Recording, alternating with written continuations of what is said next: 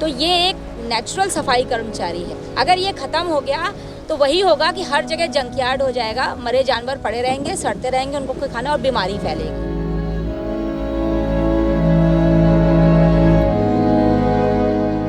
ऐसी बहुत कम जगह है जहाँ पर कि वल्चर्स रहते हैं।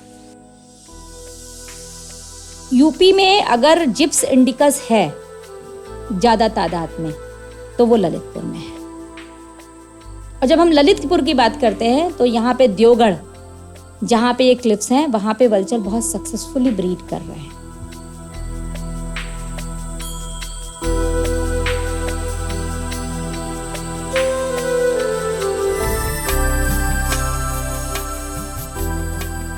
आज अगर हम इनको ऐसे ही बचाए रखेंगे तो इनकी जनसंख्या बहुत अच्छी बढ़ सकती है, क्योंकि ना इनको यहाँ जगह की कमी है। जो इनके कॉलोनी के बगल में पानी, तो बेतवा नदी का आशीर्वाद है इनको। और यहाँ का क्योंकि एनिमल भी हैं यहाँ बहुत ज़्यादा। लोग यहाँ पे बहुत से बफेलो या काऊ और गोट को पालते हैं, तो उनको खाने की भी कोई कमी नहीं है यहाँ पे। जो वल्चर्स हैं इनमें जो नर और मादा या मेल फीमेल हैं, उनको हम बाहर से मॉर्फोलॉजिकली डिफरेंशिएट नहीं कर सकते। एनाटॉमी के बाद ही हमें मालूम पड़ता है, अदरवाइज बाहर से वो दोनों एक जैसे ही दिखते हैं। जुवेनाइल को हम पहचान सकते हैं, उसकी गर्दन सफ़ेद होती है जिप्स इंडिकस के केस में, और जबकि जो एडल्ट होते हैं उनकी जो नेक होती है वो ब्लैक कलर की होती है। जब कारकास इसको मिलता है तो ये पहले वेट करता है कि कोई दूसरा कार्निवोर उस कारकास को खोल दे, जैसे कि लायन या टाइगर या कोई डॉग। जब कारकास खुल जाता है तब ये जाता है। और एक सबसे बड़ी बात वल्चर के केस में है कि इसके जो वर्टिब्री होती है एटलस, उसमें पूरा वो 180 डिग्री से घुमा सकती है। और इसकी नेक लंबी होती है और उस पर बाल बिल्कुल नहीं होते, मतलब नेकेड हेड होता है और नेक होती है।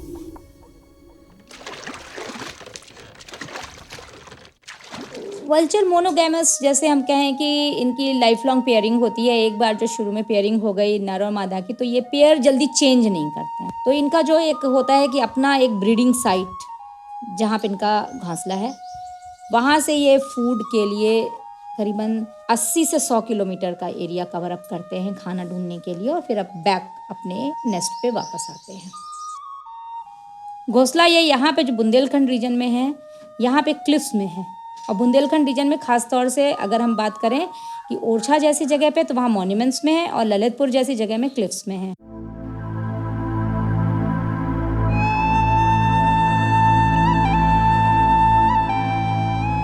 पहले वल्चर्स काफ़ी हुआ करते थे, आज से 30 साल पहले, और आज हम इनको कुल उंगलियों में गिन रहे हैं, इनके लिए सेंसस कर रहे हैं। बहुत सारे गिद्ध थे यहाँ पे, इतने गिद्ध थे कि देखने में बहुत मिलते थे। अच्छा, और आज स्थिति का जैसी जैसे कलयुग का प्रकोप बढ़ रहा है, तैसे तैसे गिद्ध नष्ट अब नहीं दिखाई देता है। बहुत 10 साल 4-6 गिद्ध हैं। एक मचकुंद गुफा है, वहाँ पे हैं। ठीक, और कहीं नहीं है। मचकुंद गुफा में है। हाँ।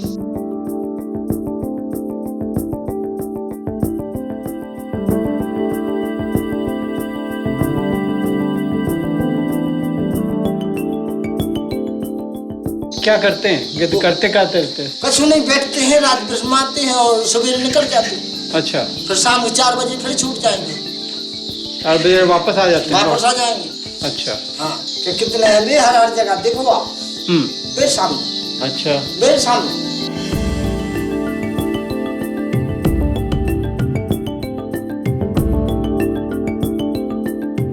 लेकिन आज ये all of a sudden decline जो इसकी पॉपुलेशन में हुआ है, और जिसके लिए BNHS के डायरेक्टर अरशद रहमानी जी ने 1999 में वल्चर अलर्ट घोषित किया।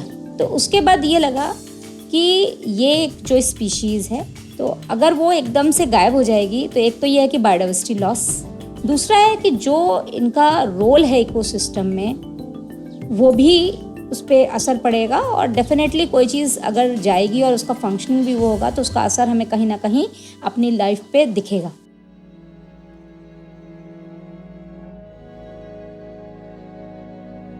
ये लाइमलाइट में बात आई 1998 में, और कि एक non steroidal anti inflammatory drug NSAIDs जिसे हम कहते हैं डाइक्लोफेनेक। डाइक्लोफेनेक है क्या? ये एक पेन किलर है। जब जानवर बीमार हो जाता है तो लोग उसको इंजेक्शन देते हैं। ये डाइक्लोफेनेक उस जानवर के शरीर में जाती है और जब वो मर जाता है तो उसी को ये वल्चर खाते हैं, तो वो ड्रग उनके बॉडी में जाती है वल्चर के, और जिसकी वजह से ये उनके किडनी पे असर करके एक विसरल गाउट जैसी बीमारी होती है, जिसमें कि आप एक वाइट प्रेसिपिटेशन उसके बॉडी ऑर्गन्स में देखेंगे जब हम पोस्टमार्टम करते हैं।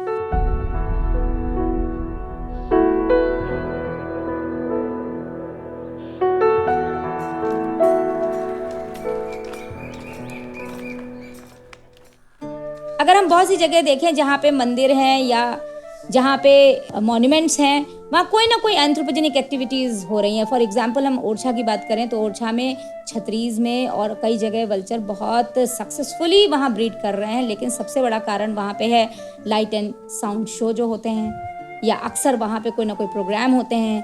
राजा राम जी का मंदिर है और वहीं वल्चर भी है, जटायु भी है, लेकिन वहाँ मंदिर इतना फेमस है कि वहाँ आए दिन शादियाँ होती हैं, लोग ढोल नगाड़े और पटाखे छोड़ते हैं।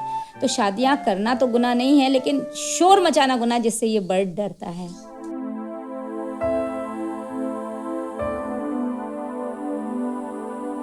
और दूसरा, रूस्टिंग बहुत इंपॉर्टेंट पार्ट है वल्चर्स के केस में। क्यों? क्योंकि ये घंटों रूस्ट करना पसंद करते हैं, जैसे हम कहते हैं कि सन बास्किंग। तो ये पेड़ों पे बैठे रहते हैं, पर फैला के भी बैठे रहते हैं। ऐसे में क्या होता है कि क्योंकि ये हमने बताया स्कैवेंजर है, डेड एनिमल खाते हैं, उनके ब्लड और सीरम लग जाता है, बेदिंग के बाद ये बैठ जाते हैं। उससे ये होता है कि जितने भी बैक्टीरिया या माइक्रो ऑर्गेनिज्म या कोई एक्टोपैरासाइट है वो उसमें से थोड़ा सा धूप की वजह से हट जाए वहाँ पे। तो ये अपने को क्लीन करने के लिए सन बास्किंग करता है, तो घंटों रूस्ट भी करते हैं। तो इनके लिए अगर हमें वल्चर को कंजर्व करना है तो सिर्फ हम ब्रीडिंग साइट्स को ही नहीं कंजर्व करें, उन पेड़ों को ही नहीं कंजर्व करें कि मतलब वहाँ घोंसला बनाएगा, पर उन पेड़ों को भी कंजर्व करें जहाँ पे वो घंटों बैठते हैं, चाहे वो कोई पेड़ हो, चाहे वो कोई मॉन्यूमेंट हो या टावर हो। सेमल के पेड़ से प्लाईवुड बनता है। पिछले 10 साल में कितना प्लाईवुड का फर्नीचर हिंदुस्तान में बना है। और सेमल ऐसा है पेड़ जो नॉन टैक्सेबल है। कुछ पेड़ होते हैं जो टैक्सेबल होते हैं, तो उन पे टैक्स लगता है काटने पे, लेकिन जो पेड़ जिस पे कोई टैक्स नहीं होगा उसको कोई भी काट लेगा। तो ऐसे पेड़ तो हमने बहुत काटे हैं फर्नीचर के लिए। तो एक तो उनको पेड़ नहीं, दूसरा ये कि ये ऐसे जगह पे भी रहता है जहाँ पे कोई भी ना हो, तो हमने ऐसी कोई जगह अब छोड़ी भी नहीं है। हर जगह हमने इंडस्ट्री और घर बना डाले हैं। सिर्फ फॉरेस्ट या सेंचुरीज रह गई हैं जहाँ पे हमें आजकल वल्चर मिल रहे हैं, जैसे कतरनिया घाट में, महावीर स्वामी सेंचुरी में, या ओरछा नेचर में, नेचर रिजर्व में, ऐसी ही जगह हमें पे, और या कोई मॉन्यूमेंट्स में मिल रही हैं जहाँ पे अभी इंसान पहुँचा नहीं है या पहुँच गया है लेकिन कम पॉपुलेशन में रह रहा है वहाँ पे। बहुत ज़्यादा सफाई पसंद होते हैं और मरे हुए जानवरों को डिस्पोज करने के बाद सबसे पहले वो अपने हाथ मुंह पाँव बीट और सब धो के तब फिर कहीं जाते हैं। इसीलिए जहां जहां कॉलोनी पाई गई है वल्चर की, वो नेक्स्ट टू वाटर बॉडी पाई गई है।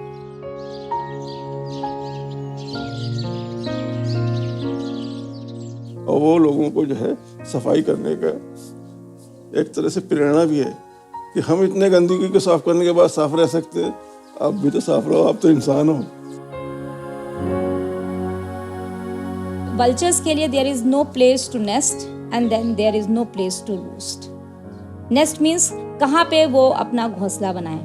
जब पेड़ नहीं है तो पेड़ पे, या जहाँ डिस्टर्बेंस है, एंथ्रोपोजेनिक एक्टिविटीज है, तो हमने बताया ये शाय बर्ड है तो वहाँ घोंसला नहीं बनाएगा, दूर भागेगा।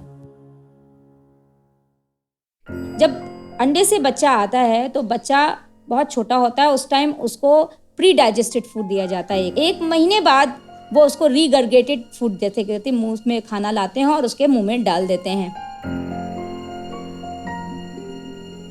ध्यान देने वाली बात है कि अगर नंबर ऑफ विजिट्स कम हुई तो नंबर ऑफ विजिट्स में वो अपने नेस्लिंग की केयर नहीं कर पाएगा, उसको खाना नहीं दे पाएगा। प्रॉपर डाइट नहीं मिलेगी तो उसका जो ग्रोथ है वो टाइम से नहीं होगी।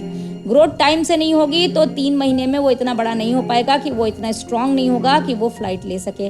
और डेफिनेटली अगर वो मर जाता है चिक, तो एक ब्रीडिंग पीरियड बेकार हो गया, ब्रीडिंग सक्सेस खत्म हो गया। क्यों? क्योंकि वल्चर साल भर में एक ही अंडा देता है।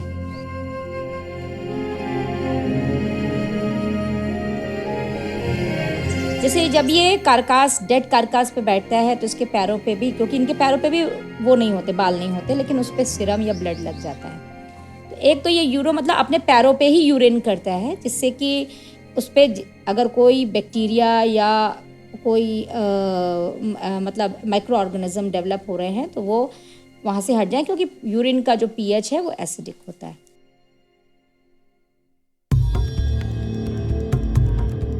दूसरा एक वल्चर वॉमिट का भी कॉन्सेप्ट है कि वल्चर जब उसको प्रीडेटर को डराने के लिए ये वॉमिट कर देता है, उसमें से एसिड और ये फूड निकलता है, उसकी बहुत फाउल स्मेल होती है और उसके इवन पीएच से जो प्रीडेटर होता है वो जल भी जाता है। तो इस तरह से ये प्रीडेटर को भगाने में भी काम करता है।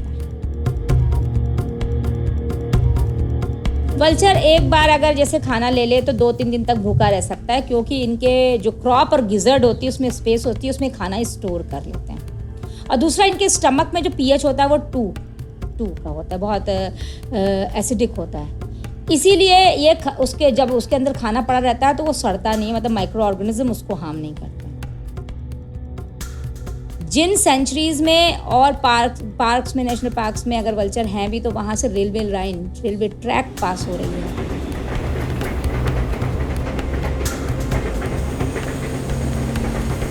ऐसे कई इंसिडेंट्स हुए हैं कि एक जानवर जो कि मर गया और रेलवे ट्रैक पे पड़ा हो, उसको खाने के लिए कई गिद्ध इकट्ठे हुए और ट्रेन उनको कुचल दिया।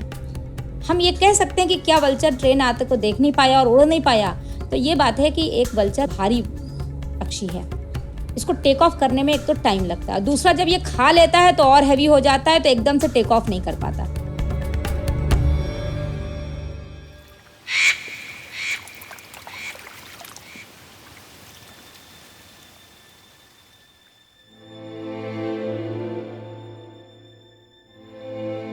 अब वल्चर जहाँ जहाँ रहते हैं वहाँ पे आपने देखा होगा वाइटनिंग हो जाती है, क्योंकि इनके एक्सक्रीटा में यूरिक एसिड है, जो पीएच बहुत लो है, तो उसकी वजह से वहाँ वाइटनिंग हो जाती है।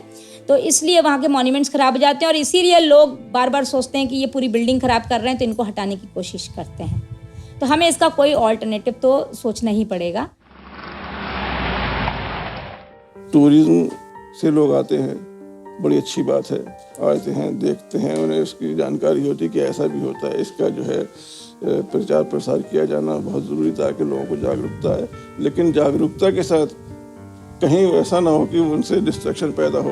जब लोग ज़रूरत से ज़्यादा आएंगे, वहाँ पर जो है कुछ ना कुछ सामान फेंकेंगे, कूड़ा कचरा फेंकेंगे। अगर उनके एरिया को, उनके स्पेस को छेड़ा ना जाए, वहाँ पर इंटरफेरेंस ना किया जाए, तो उनके कंजर्वेशन हो सकता है।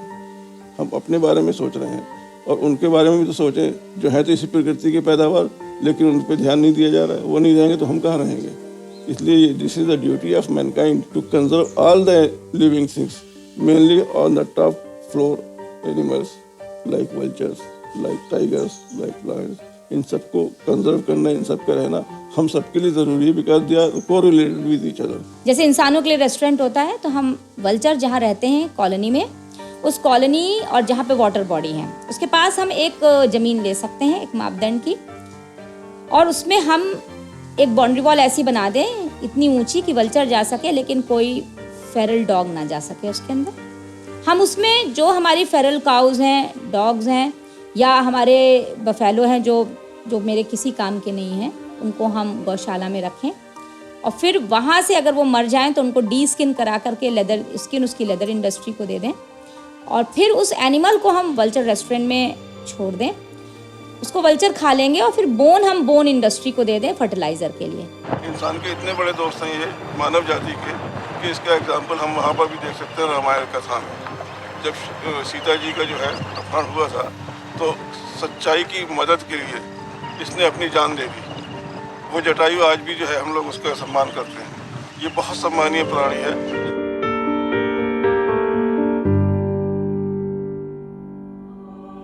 जो हमारे यहाँ हिंदुस्तान में एक कम्युनिटी है पारसीज, उनके यहाँ एक बहुत रिलीजियस सिग्निफिकेंस है कि उनके यहाँ जो डेड बॉडी डिस्पोज ऑफ की जाती है वो वल्चर्स के द्वारा ही होती है। टावर ऑफ साइलेंस के बारे में आपने सुना होगा, जहाँ पे कार डेड बॉडी रख दिया जाता है और उसे वल्चर्स एंड अदर ईगल्स खाते हैं, और इस तरह से उनको मुक्ति मिलती है। जैसे कि शेड्यूल 1 के पक्षी इसको उस स्टेटस दिया गया है, तो उतनी ही गंभीरता से हमें इस विषय को लेना पड़ेगा और उसके संरक्षण के लिए काम करना पड़ेगा। लिव एंड लेट लिव, जियो और जीने दो। हम भी जिए, ये भी जिए, सब लोग जिए, तभी तो लाइफ साइकिल है, अदरवाइज लाइफ साइकिल बिगड़ जाएगा।